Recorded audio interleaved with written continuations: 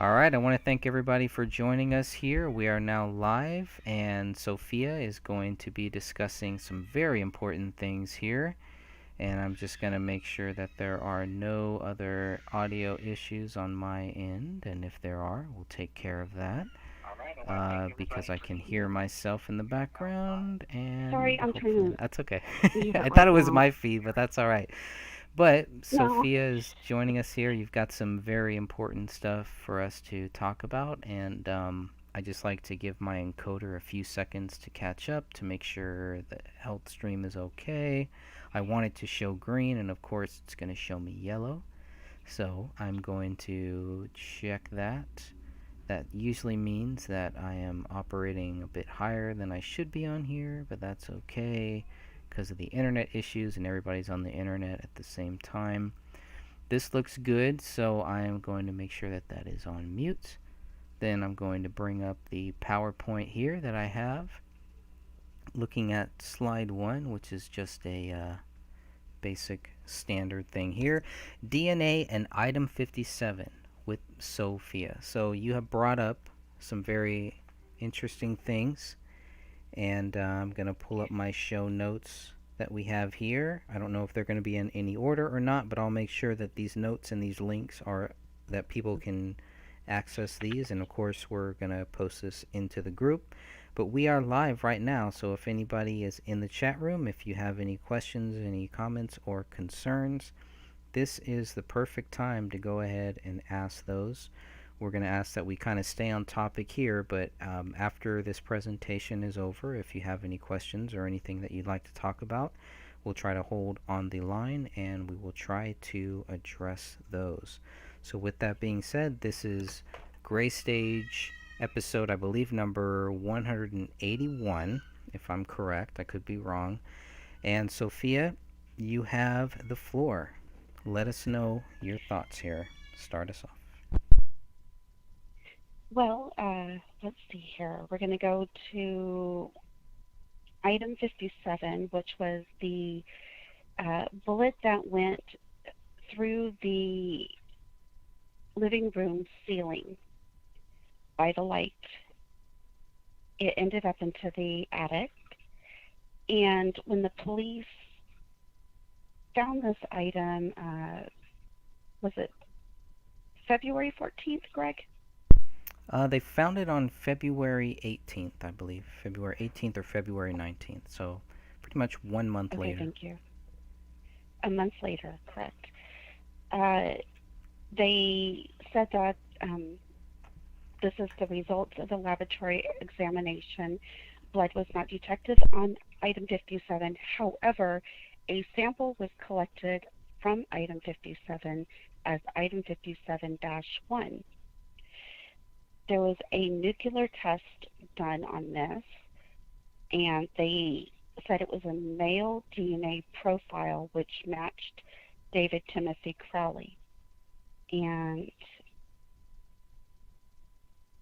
so the articles that I found, because of how the hole was observed and the fact that there wasn't blood detected, when they were writing that, they were discussing. Here, I need to get back to that slide real fast. They're detecting or they're discussing DNA. This whole item right here, screenshot for results of laboratory examination, Greg? Yep, I got that one pulled up right now.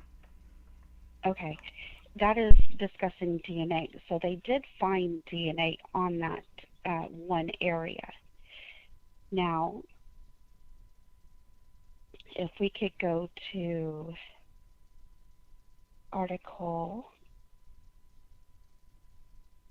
uh,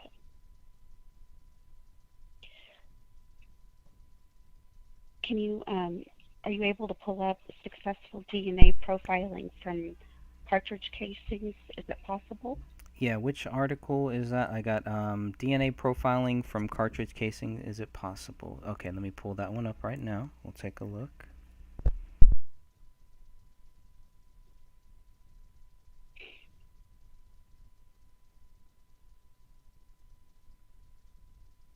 All right, and this is written by Susanna Ryan.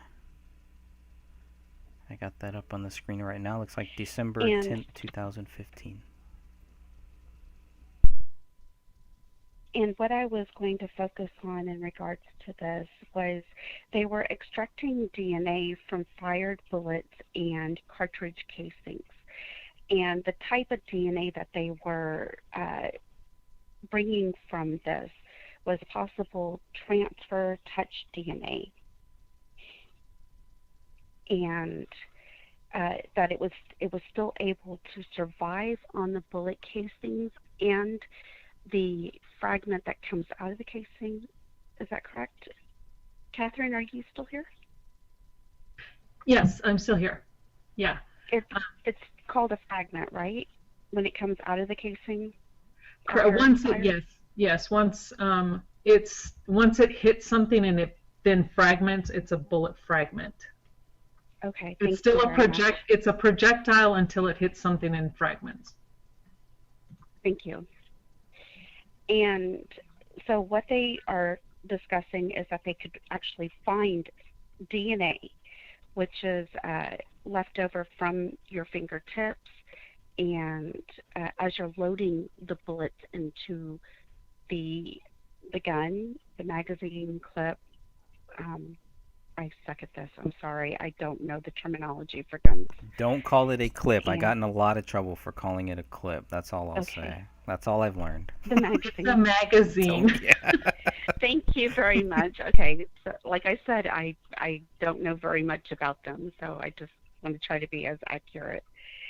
And it says in part of this article, when the gun, many people had thought that the DNA would be obliterated when the gun was discharged due to intense heat generated during the firing.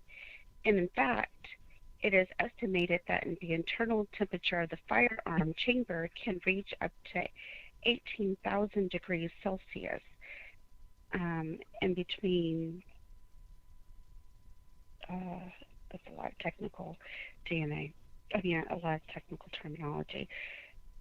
Surely DNA cannot withstand this intense heat, or can it? And their study in 2004 goes to show that in the end they were actually able to pull DNA off of fired casings and bullet fragments, even shotgun shells. And I found that was extremely interesting. A lot of this, they use the nuclear DNA testing because it's the most sensitive. And I did include an article with Greg. I have posted these articles in the past within the group. It's just so much has happened during that time that Greg and I weren't able to record this. So we're just trying to go over it right now. It's called, the article that I had posted, Forensic Serology, and it's talking about blood detection, semen, saliva,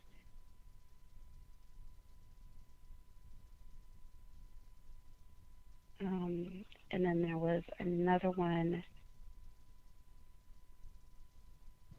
Can I jump in here real quick while you're looking for that? I think you might be looking for the microRNA. But it's really important for maybe some people, maybe this might help explain a little bit for the DNA. In order to get matches for DNA, they need nucleated cells. So things like red blood cells. You need a cell with a nucleus because that's what's going to contain the DNA information. So that's how they're going to find and how they're able to match contributors versus non-contributors. So if you have a blood sample and it does not have someone's quote-unquote DNA in it, they didn't come in contact with that bullet or that evidence. And then from there they go, okay, there's no, like on this particular item 57, they swabbed it. There was no blood to be found at all on this fragment. They couldn't find anybody's blood, none. no blood, no tissue, no nothing. But they were able to find DNA, so then therefore nucleated DNA. So there were cells, some type of cell that contained David's genetic material, and then that's how they were able to put his DNA on this fragment. But that fragment, just by the how they describe it, the fact that there was no blood, this bullet never went through his body anywhere. And hopefully I explained it and didn't confuse. Yes, you did. Thank you very much. I was trying to find my actual notes in regards to this, but it's very frustrating. The articles that I'm going to be posting again in the group, are very enlightening because of the fact that I really did not believe that touch DNA would survive. And then after reading it, I was like, wow, that was an eye-opener, because they found that it could, and they were able to go back and find mixtures even, and it was... Yeah, and I mean, I'm glad that the articles you posted were actually pretty interesting. I'm just now skimming through them, so I'll go back and read them in depth later. But they're very interesting. But and if people, for the most part, and I'm gearing this comment toward those who feel they know, not those who are seeking. So those who think they know, who don't know, and I know you're following my drift. It's like, where do they think all of the other DNA, especially in regard to this case, was obtained? I mean, if DNA didn't survive from being shot through something, and I guess they're talking about in the chamber, but there's even, there are lots of cases, or lots of examples in this case where, correct me if I'm wrong, I could be speaking out of turn, but they found DNA, and it wasn't necessarily only blood. And so why would it be different? Why would all of a sudden would there be an issue of this being, it can't be David's DNA from the fired gun because it would have been disintegrated or whatever inside the chamber when it was fired. It can't be in this instance, but it can be in all the other instances. And that stance on that never made sense to me. And one of the reasons why they use the nuclear DNA, like you said earlier, was the fact that it is the most sensitive test. And if you could explain it one more time so that everybody can understand it, then...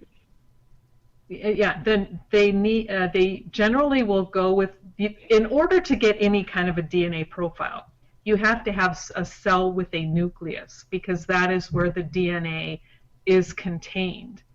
So in order to find a quote-unquote DNA profile, you need to do nuclear DNA testing, because you're not going to find, like, there are far more nucleated cells if you're going with, like, say, your skin versus your saliva. Your saliva will still have it because you have cells within your mouth, but it's easier to get it from a swab of skin than it would be the mouth. And just, so whatever skin cells has a nucleus, and then they're testing that will be called a nuclear DNA test, and that is where they will find the DNA. Then they take that DNA profile and then match it with their known subjects to see who the profile matches. Thank you very much.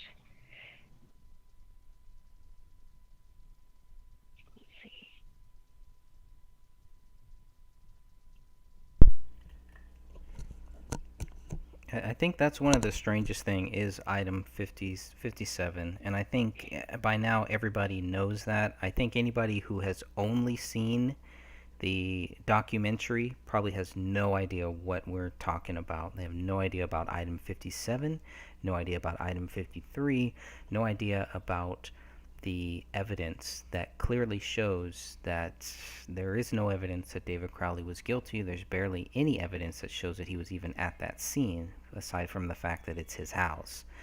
But these articles, and we will make sure to post those too, because there are some. I mean, I think you sent me one, two, three, four of them, and this is really good stuff, because the DNA mixture, anything with the DNA is going to go over my head. But if somebody, if people, instead of wanting to criticize, if they can help us understand what these things mean, then that just helps us understand the DNA profiling. It helps us understand the investigator's theory more. It helps us understand what really happened here.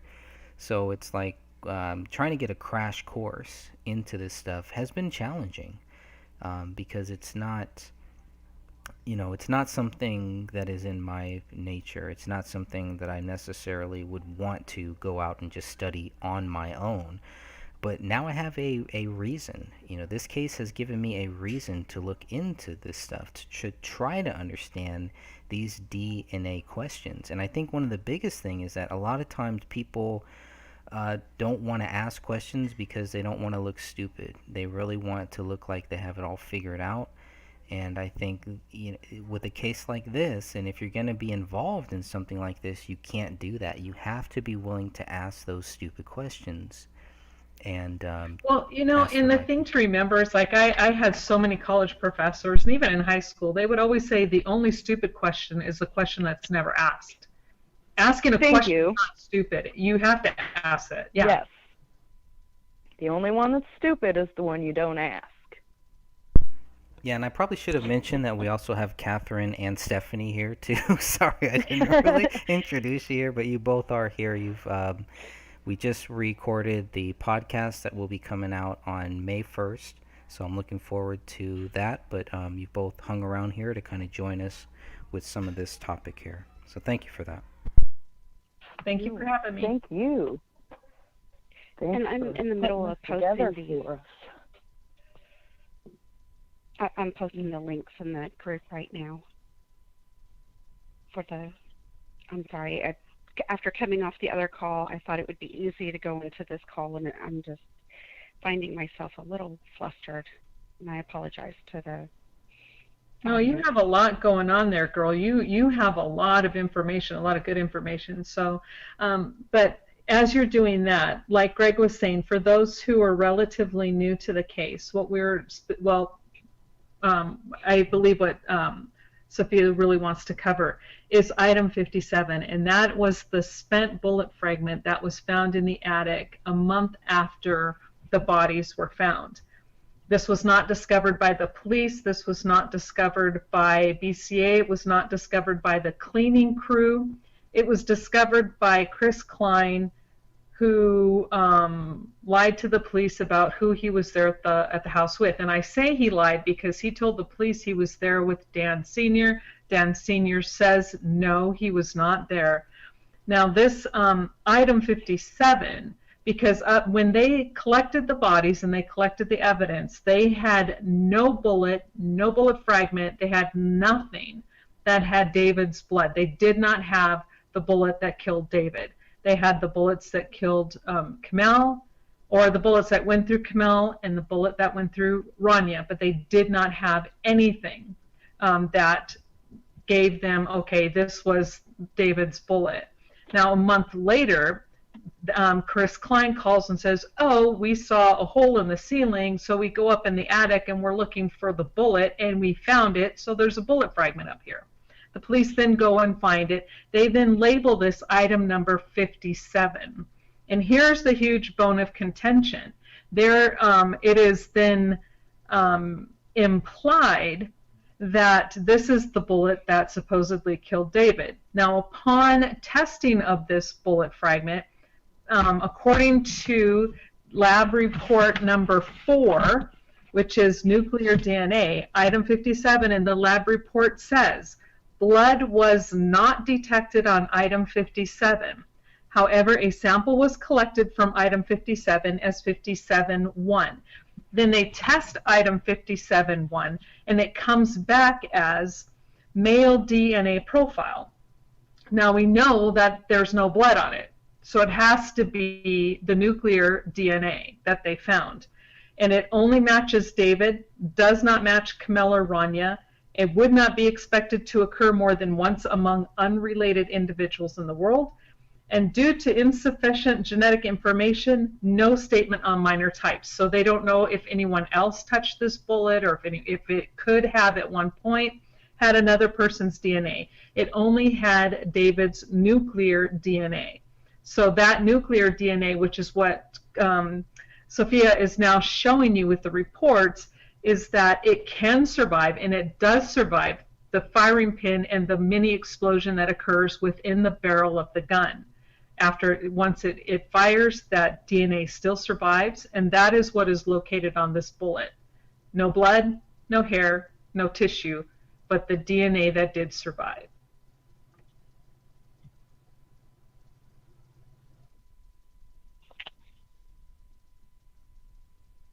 Okay, and I'm just pulling up some of the other articles that you have mentioned. Who loaded the gun? Recovering DNA from bullet casings.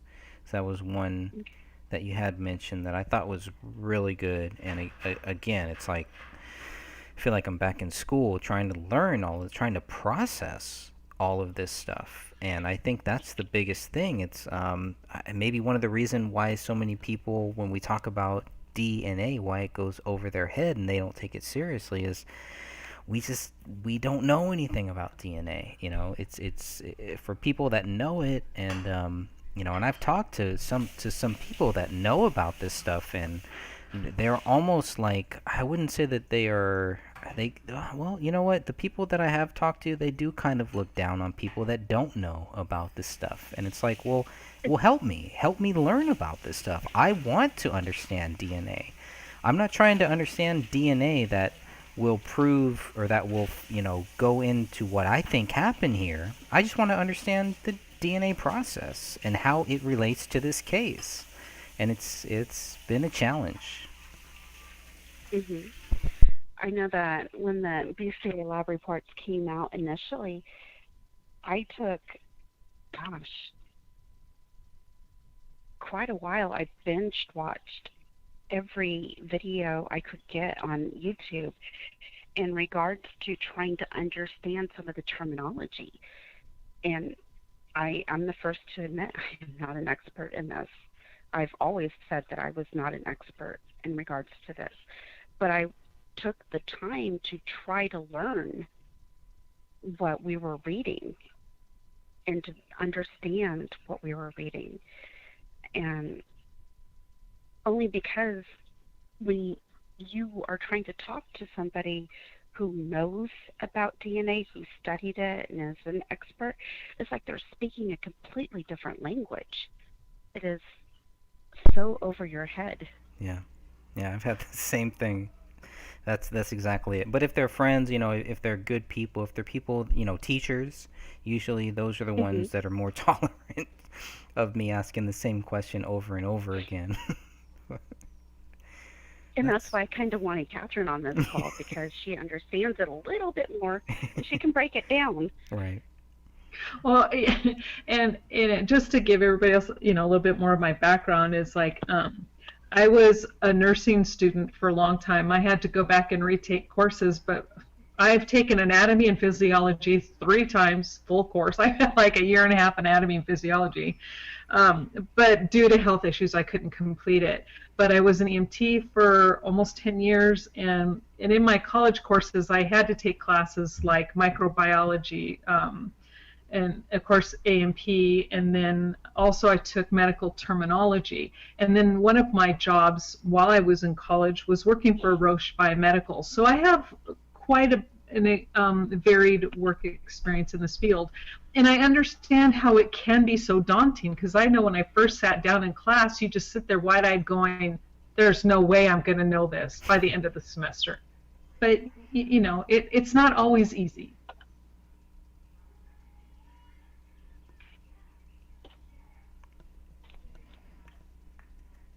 It's not. You know, I think another reason why that the 485-page report looks so daunting is because of the wording. Because Because of how there it's. again, there's a Yeah. lot of ginormous words that we're like, wait, what's the, but where is that at? Is what was missing? Where was the gunshot? Like especially where they're saying 4 inches to the left or however they word it. That was like, Catherine, when you did that visual hit on YouTube where you're actually like pointing to the parts on your head, I cannot tell you how much that helped me. Yeah. Oh, you're welcome. I figured that would be a little bit easier because, yeah, well, even, you know, and I have to admit, when I was first reading those autopsy, even to this day when I read some of those autopsy reports and the way they describe it, it's not even correct. They didn't even write it out correctly, and you're just like, what? What are you? Right. You look at it and you're like, wait, what? I don't even know how you would do that. And that's And another these reason why. are reports they're writing, like, for every single crime they go to. They're supposed to be able to relay this information to be put in a case report so that anybody reading them can feel like they're there, you know, be up to speed with all the information they need. Exactly, and medical terminology is the same across the board. There's no cultural difference, there's no language barrier. It is what it is.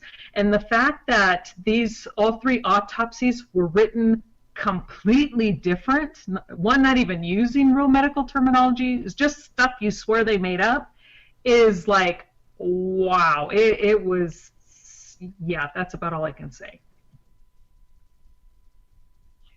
And I am grateful for your video where you are describing the position that David's sitting in versus item 57 and how it went through the ceiling, because that really helps illustrate the fact that David did not shoot himself with that bullet.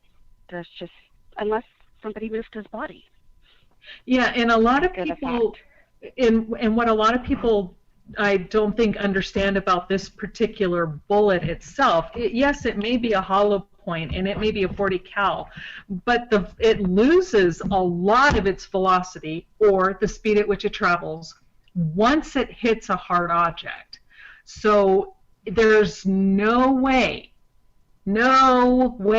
at all that bullet could have gone through his head, let alone done a 180 and then shot up and then had enough force to then penetrate into that attic, hit the top of the trusses, and then land back down. It's impossible.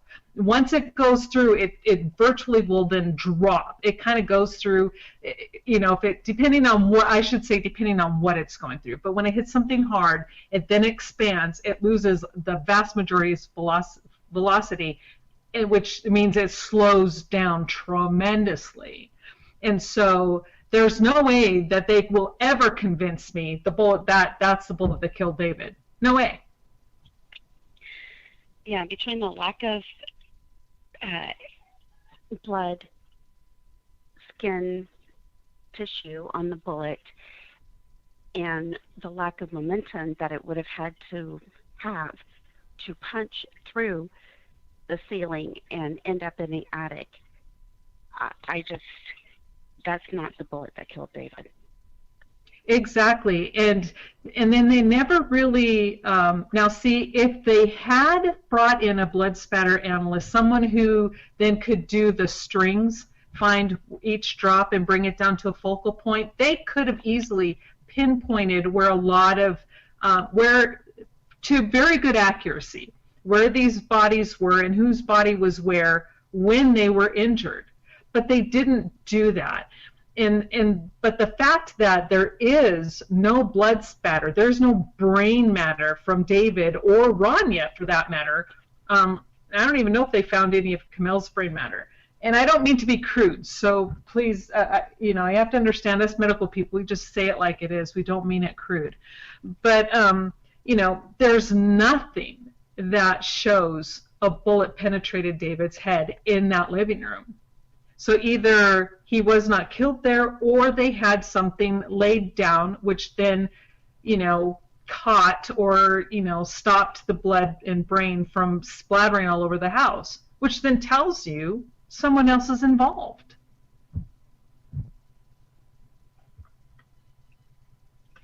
And that's what's so infuriating about this case is we see this, and yet it was ruled murder-suicide, and David is being painted as this monster, and we have this information in regards to the bullet. We have the information in regards to the skull piece being picked up, put down, picked up, picked down several times, and them contaminating the evidence, manipulating it, and this case is just not going to be reopened. And it's so frustrating and infuriating that we could clearly see this happening. Exactly.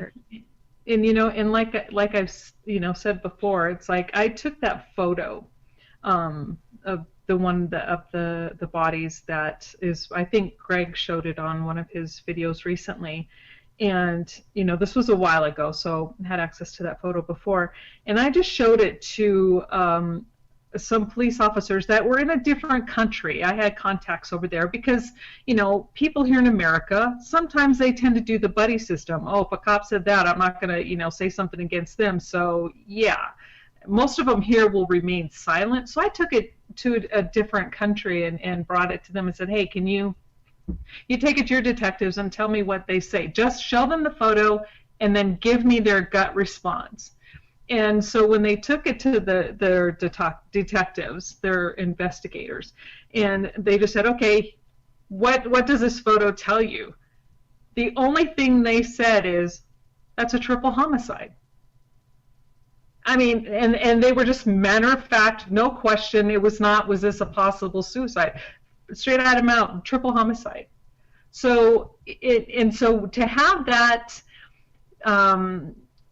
back up what it is that we're all seeing in this case, that everybody who has a logical brain sees in this case, it to me helped to solidify that we were definitely on the right track and we weren't just, you know, spinning our wheels. And you know, it's been said to you, I'm sure you've heard it, it's been said about you that we just are just, we're David fans, so we can't, we're just sticking up for David. And you know, that nothing, it's like, really, you don't even know me. I mean, if David had done this, I don't ever protect someone who hurts women and children. And if he had done this, I would be like all over, like, there's no way I would try to protect him. I would say he's guilty and here's why.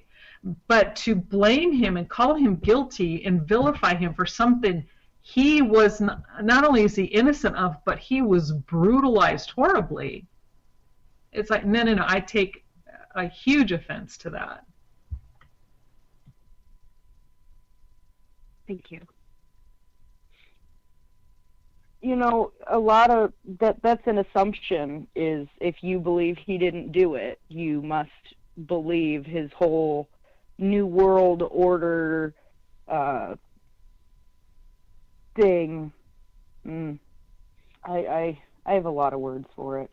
But you know, I read the script, and it doesn't seem like something this family could have been murdered over. You know, it's insofar as it's not anything way out of left field that nobody's ever done before. Like, it's not something that he was completely unique in making. Yes, he had parts of it, you know, that, I mean, it was a good storyline, but in the overall, I mean, there have been movies and books that have come out that describe far worse scenarios, and I mean they're bestsellers. Those are multi-million-dollar movies, you know. So I just, it kills me when it's assumed that we follow that. Is, you know, just because we don't believe he killed his family doesn't mean we believe he was right on track with his whole line of thinking, you know, I guess you could say. Yeah, after reading that script, to be honest with you, and like I said before, it's like that version, and maybe there's probably a different version, but the version that was released, and I was not impressed. I mean, there were some parts where it's like, oh wait, this is really going to be really good, but then as it went along, I'm like, okay, wait, this ended up really sucking big time. So to convince me that he was killed for that script, no, I don't buy it. Not in the sense because he had he was revealing some big secret. Unless he was telling someone in Hollywood something he didn't write down, okay, that's possible. But to be killed over money because of the script is very plausible to me. Right. But as far as somebody in the government planned this hit on David and his family because he was going to reveal something in the script, man, I can't figure out what, because I mean there are far better targets for the government to be going after with the stuff that they've, you know, written and made millions off of. Yep. I mean, you got hundreds of thousands of authors and directors and screenwriters that have put some, I mean, pretty serious allegations out there about the government, and they're still alive. So as far as the government planning this hit, I can't get behind that. I really can't. I can, what's the word? Humor it?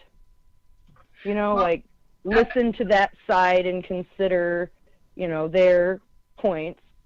But I myself personally cannot make that connection that the government, out of all the other things that we've got going on in this world, even back in 2015, you know, he was not, unless, like you said, it was taken out of his script, unless there was something in there that was deleted that we haven't seen. There's nothing that I've seen so far that makes him any kind of a target for any kind of government.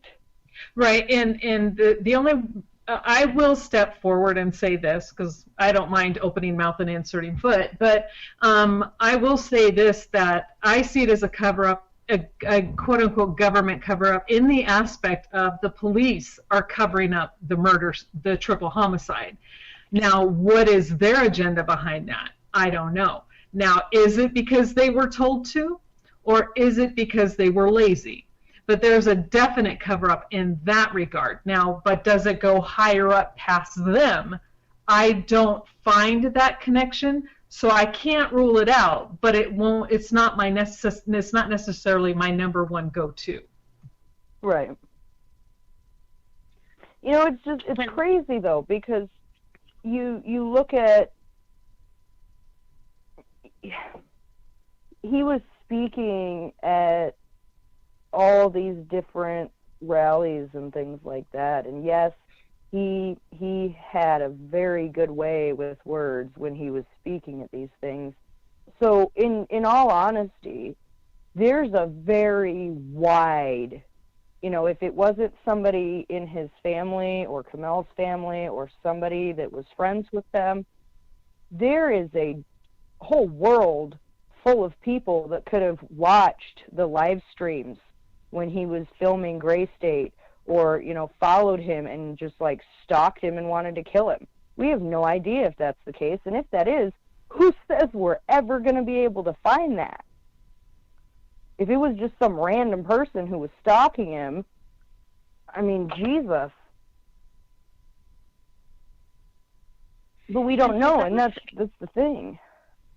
For those that haven't watched his live streams, they can be found on both Hothead Productions and the Gray State YouTube channels. those are very, very enlightening, because you see David online. He is interacting with people, he's interacting with Camille and Ronnie, and his behavior and attitude is not what is portrayed in the documentary. Right.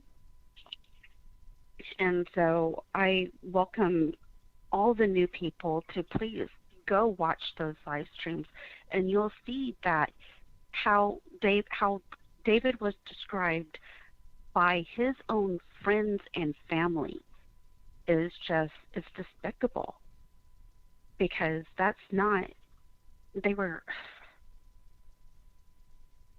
threw him under the bus, and it's sad. Yeah, like the saying Because- goes, with friends like that, who needs enemies? Yeah. Yeah, and it's really disgusting, honestly.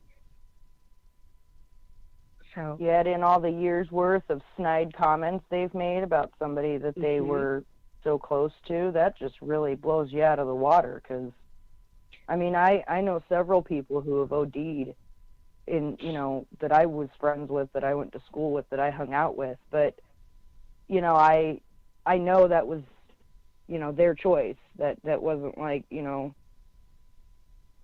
they made that choice. So even though that was their choice, I'm not going to be the person who years later is going to post on a public forum for anybody in the world to see some crap about them. You know, I don't know if this is for everybody, but I always thought we don't speak ill of the dead. I mean, yes, there are certain cases where, you know, like Ted Bundy, Jeffrey Dahmer, all these other big name serial killers, you know, we take an interest in them because we want to figure out who they really are, what drove them, why they did these things, so that we can prevent that from happening to other people. You know, aside from that, he's just some crazy person who committed a bunch of horrible, heinous acts and really didn't deserve the breath in his lungs. And yet, they all want to profit from his death and his work. Right. well, they still are. I mean, did you just see the photo of Sean Wright over at the protests in Minnesota? No, I didn't. He was at some unicorn thing, and he's got a Gray State shirt on. Yeah, so he's still trying to get that recognition Wow. and using David to this day. Unicorn like- riot. Yeah, Okay. he was. No words. Just wow. I'm just like, you can't have it both ways, buddy. You can't sit there and say that he was this horrible person and killed his family, and then yet still try to piggyback off of Gray State. Right. Well, yeah. Wow.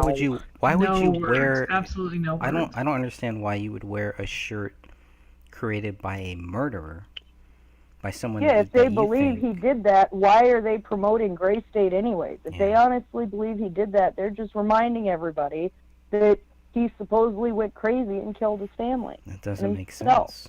Doesn't make sense. If you believe that, why would you promote that? Right.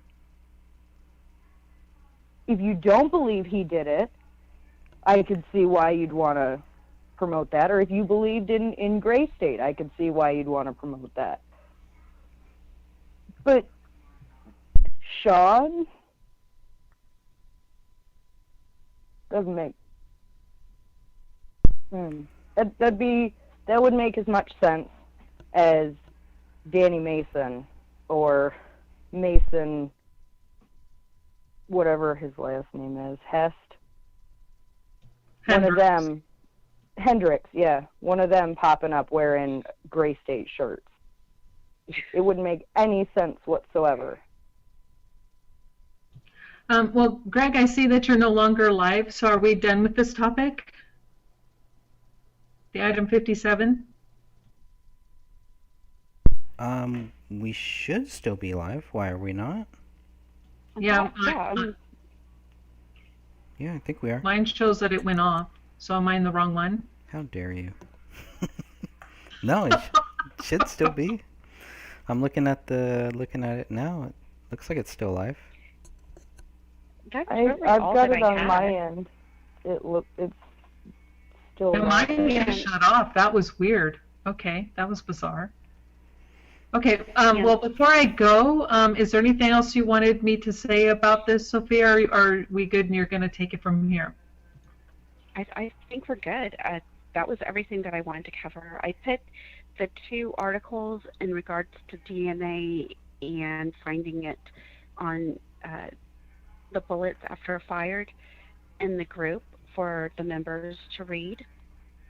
Awesome. And I think that's about it. Okay, well, thank you for having me back on, guys, and I look forward to listening to the rest of what you guys talk about, and hope you all have a great day. Thank you, Catherine, very much. I appreciate your help today. You're welcome. Bye. Yeah, thank Thank you. you. Bye. Greg, really, that's all that I had. And Okay. so if you want to wrap it up, Sure. that's cool with me. Any final words? Anything you want to end with here? Thank you both for still being here. The articles are in the group. The BCA lab results are also in the group files. Mhm. So for any listeners who want to go and get that information, it's right there in the group files. And photos, they should be on your website, correct, Dawn? Greg, I'm sorry. Yes, yeah. So if anybody goes to the graystage.wordpress.com, you'll be able to find all of the documents that we have on file. You'll be able to find all of the photos that we have. And of course, that is a good starting point, as we just talked about in our podcast. That's where you start, and there's things that are in the reports that are not in the photos, and there's things that you'll find in the photos that are not in the reports. So take that for what you will, but I think it's very important to go through the documents yourself. One of the reasons why my book is structured in that way is that I didn't want to try to tell everybody that this is what happened. Okay, look, I've read everything, I've seen all the videos, I've seen all of the documents, I've seen all of the photos, I've spoken with people, so I know what is going on. That's not true. My only goal was to try to document it, to try to make it easier for so many people. There are so many people that I've seen since the very start of this that are just looking for the real information. They don't have time. They don't have hours. They don't have days. They don't have all of this time to try to research everything and find everything about this case.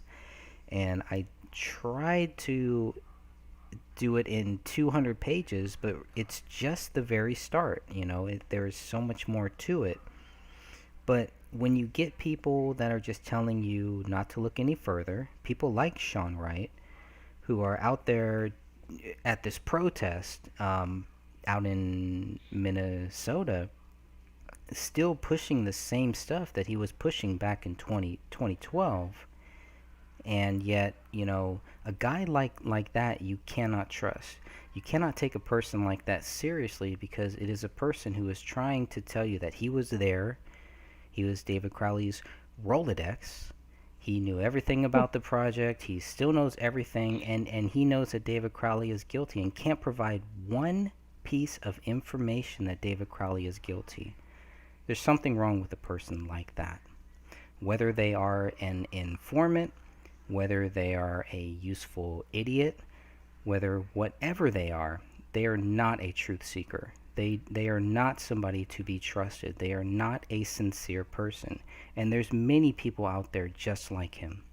And you're always going to find those people. All that I would say is, don't let people like that turn you off from looking at the facts.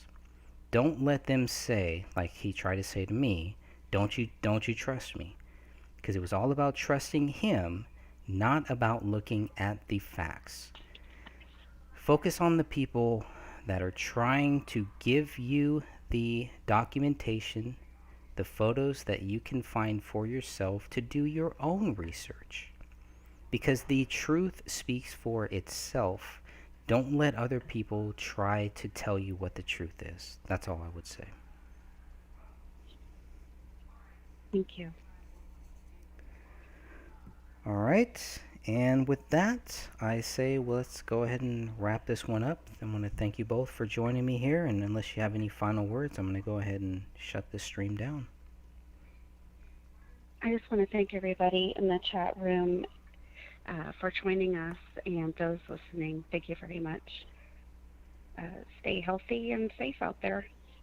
It looks like we do have one question. So Mel Carter has a question. I'm a little bit behind. I do have a question about the picture. Who was whited out in the picture, Kamel or their daughter, trying to get a visual? Yes, so in the picture that you just saw, and I will pull that one up, and I need to be 100% transparent about this. I was not in favor of putting this picture out when it first came out, but yet at that point I had already seen it. Had I not seen it, I probably would have been questioning the person who was saying, well, why don't you put that out? You want to be transparent, you want to talk about facts, you want people to look at this for themselves. Why aren't you putting that out? So this was something that was very difficult for me, and like I said, when I first saw it, I was not thrilled about it being put out there in public. I understand why the public needs to see this photo. So what you are seeing whited out, and I pulled it up here, is Rania, mostly, and the bottom part of Kamel. That's all I have. This is the only image that I've seen of these three bodies. And to be honest, it didn't help me that much, but I do believe that if we're going to say, you know what, I need as much data as possible, people need to see this photo. So my view on this photo has changed a lot since when I first got it. Right now I'm contemplating, the public should see it. And there was a time and place when the public could see it. And then Dan Hennon was asked to take that down by Kamel's sister, and he did. And that was basically it, and so I at this point, I'm not comfortable showing the daughter, definitely, and I'm not, I don't think there's anything more that you'll see of Kamel than you could find in another photo that is part of the public photos that we have. But the photo of David, because the accusations have continued, and because people are still out there trying to convince you that David Crowley is guilty, you look at this photo and you tell me, look at this photo, all you people out there, there's no way that this guy is guilty. There's no way that he could have done this. There's no way that he could have killed himself. There's no way that the bullet could have gone into that ceiling. So it's a very important photo, but to me the most important thing about this photo is item 34. It's this recliner. Where this recliner is, you won't find that in many photos that they've given us. They purposely hid photos from us. Well, this is one that they couldn't hide. This is the best image of this recliner compared to where those bodies are. You have a huge bullet, you have a huge blood stain, and I'm circling this blood stain here. If I could have found that in relationship to where the bodies were in any other photos, I'd probably just put those out. But they've hidden so many things. We can't even get a photo of where the gun is. That is ridiculous.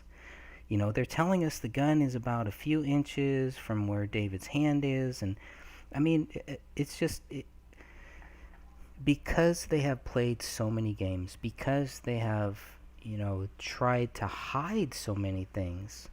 This is all we have. This is the photo that will show pretty much there's no reason to believe David Crowley is guilty.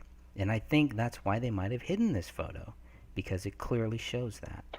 It clearly shows that somebody was lined up, somebody's blood is against this recliner, and you can see that none of the bodies are anywhere near it. How did the blood get there? There's a huge stain there. Somebody's body was moved at some point. So I think, um, I think more data requests need to be filled out, and I think we need to get more photos of these three bodies. That's my final word on it. Just going by the photos, when we first started doing these, there was I don't remember which photo it was, but we were going through photo by photo, and Sophia pointed out that on the little table behind that tree the gun was just sitting there. And so if you go through just the pictures, you don't see the gun on the floor. You just see it like on the table, and then it's in a box, and then there's the one picture of the knife, and then it's in a box, and then there's all this other stuff that you see at one place, and then it's on top of something else, or it's on the floor. And maybe it's just because we're not investigators or crime scene people. Maybe we just are not understanding their logic, I guess, in putting the gun and the knife in these weird places, and the other thing is we don't even know if maybe there's pictures in between there that we were not given. Detective Gummert had said there were hundreds at least that were not released, and to an extent I can understand, because if this was my family, I wouldn't want my family plastered all over the internet like that. But at the same time, if the police department made a mistake, as all human beings do, no matter how hard we try, we all make mistakes.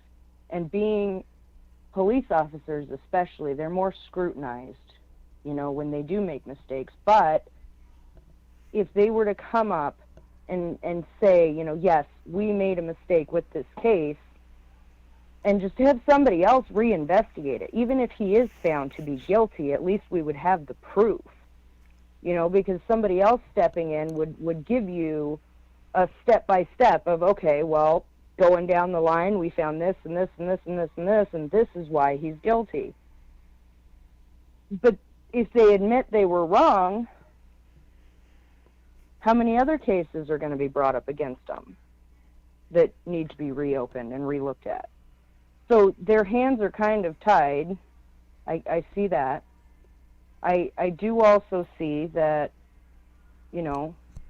David is dead. There's no one to prosecute. So it's easy. It's open and shut. Whereas if he was alive, he'd be sitting in jail, sending out petitions and contacting people and trying to get somebody to fight for his cause. And it would be thrown out, like Greg said, of a courtroom. There's no judge that would look at what they give as evidence against David for him to be the only person who was able to commit this crime. It's all circumstantial. Right. And you can't say 100% without a doubt someone did this without having the proof to back it up. That's right. And the reason why we're putting all of this information out there, whether it's on the Facebook page or on YouTube or wherever, is because we don't want people to believe the same thing we believe because that's what we say. We want everyone else who comes to this and looks into David Crowley to form their own opinion based on what they see, and hopefully it is someday found out that no, he didn't commit this crime. Because so far, nobody's been able to point out anything that really shows he did it. I can't find one thing that shows he did this, other than he was in the house. And I've said this from the very beginning. Just show me the proof. It has to be actual proof, but show it to me. And I can, just put this to bed right now. But nobody's shown me actual proof. I'm just not going to take somebody's word for it. Right. I want We've to taken see the it. time to look into all of this, to file the request, to get all the paperwork, to sort through it all. We want someone to give us their, research of, to not even give it, just show us, this is what I found that proves he's guilty. We have the research. We have proof that he's not guilty. Why can't someone come and give us the same, that, they have found evidence that proves he's guilty, other than he was there dead and he had a gun by his left hand? But the exit for the bullet that supposedly killed him is on the left side. So how does that even make sense? Well, I mean, maybe if he's like laying crouched over with like in like that prayer position, like, who was it that said that? Which friend? I'm not exactly sure. One of the friends. I don't remember if it was Mason Hendricks or Danny Mason. I'm pretty sure one of them said that he was like crouched down on his knees, like praying, and that's how the bullet got up into the ceiling, because he shot himself from this position. I think that was the first time that I heard that, at least. That was something that Kamel's sister was told. Obviously, she didn't see that. She didn't know that. But remember, she was being fed information by Mason Hendricks, and I don't know who else, but definitely by him and maybe other people, probably Sean Wright too. But so I feel like she was just going on what she was told, and that she thought that they were honest, that they were good human beings. I think she found out later on, once Eric Nelson's film came out, I think she realized that they were not telling her the truth, that the way that they portrayed her in that film and the way that they wanted to make Kamel look, to make them look crazy. I think at that point, that's when Kamel's family really started to understand who the Gray State team was, what their goals were, and why they wanted to make Kamel look crazy. Because if they could make Kamel look crazy, they could take a lot of the pressure off of David, and they could still sell this product. They could still walk around with their Gray State t-shirts and feel good about themselves, which they shouldn't. It makes no sense to be walking around with a Gray State t-shirt in 2020. You have got to be a complete idiot, a complete moron to do something like that. It makes no sense at all, unless you are just basically almost like returning to the scene of the crime. You're just basically throwing it in people's faces. Or, in Sean Wright's case, you're just an idiot. And he's Sean motherfucking Wright. So I mean, it just there's no logic, there's nothing good about that. There's nobody that should be feeling good walking around in a Gray State t-shirt if they are accusing David Crowley of being guilty. You're walking around with a t-shirt that is made by someone that you believe is a child killer. Why would you do that? Why would you do that? I mean, these cannot be rational people.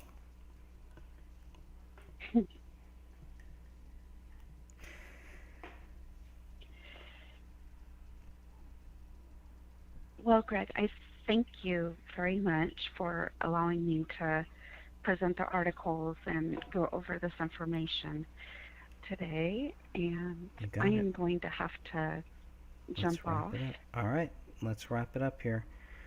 I want to thank everybody then for joining us, and until we meet again, I know we have another conference call coming up, probably maybe early May is what it looks like, and of course May 1st we will have the next podcast coming up. Until then, thank you all, and God bless you all.